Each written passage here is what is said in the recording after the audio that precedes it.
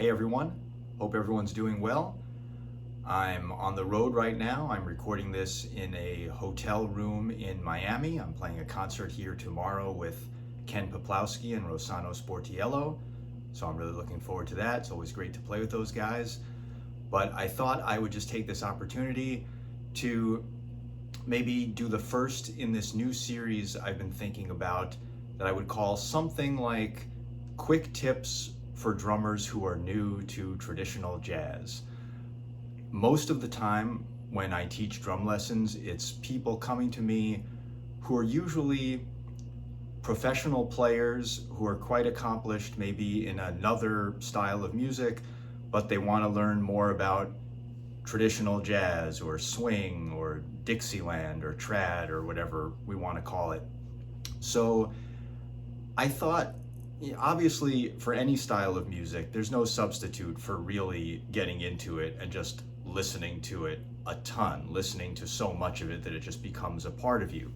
But as professional players, we don't always have time to do that, and sometimes you get a gig and you just have to do the best you can and just do the best you can with a style that you're maybe not so familiar with. So this series would just be some quick tips. I don't have my drums here, I don't even need them. These are all just tips, just little things that you could make an immediate change in your playing without even having to really work on anything, but would get you closer to the style. Again, this doesn't take the place of actually really getting into this stuff and listening to all these players, but just little things that will make you sound, I don't really love the word authentic, but for lack of a better word, authentic, more authentic. So for the first video in this series, I would just like to talk about rim shots. And rim shots, particularly in comping, is something that really a lot of the older drummers, people in the swing era, they used to do this a lot. And then it kind of became not such a common thing to do. So if you listen to George Wettling or Dave Tuff or Sid Catlett, Cliff Lehman, Gene Krupa, Jones, Nick Fatool, you'll hear this in their playing. So if you're playing, let's say you're playing on the ride cymbal or something, you're gonna throw in a little accent on the snare drum with your left hand. Try playing those accents as rim shots.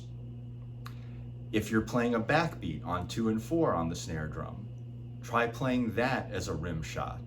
So if you're playing along, you're just gonna throw in a little accent, on the and of 3 or on beat 4, whatever, just these little things that we do. Play them as rim shots, and they don't have to be big. A lot of them can be delicate rim shots near the tip of the stick. And you want a snare drum that really rings out. So you get a nice ringing rim shot. They can be very delicate, but a nice ringing sound. Same with a backbeat. It really makes a difference. The difference between playing those little accents or backbeats as rim shots or just playing them on the head of the drum, it's a very different sound. And the later drummers would tend to play that stuff not as a rim shot on the drum head, but the older drummers would use rim shots a lot. So just playing some of those comping notes or backbeats as rim shots, it will immediately make you sound more like one of those older drummers. And of course, in solos as well, especially on the snare drum, incorporating a lot of rim shots, that's definitely a sound that those older players used a lot. So just a very quick tip, but if you want to sound more like one of the drummers from the 20s or 30s, or even the way those guys were playing later on in the 50s or 60s, try using some rim shots for the notes you play on the snare drum. I think it will make a difference. So that's it. I hope this was helpful. Let me know if it was, and let me know if you'd like more in this series of just quick tips for drummers who are new to traditional jazz. All right, thanks a lot, everyone. I will be back soon.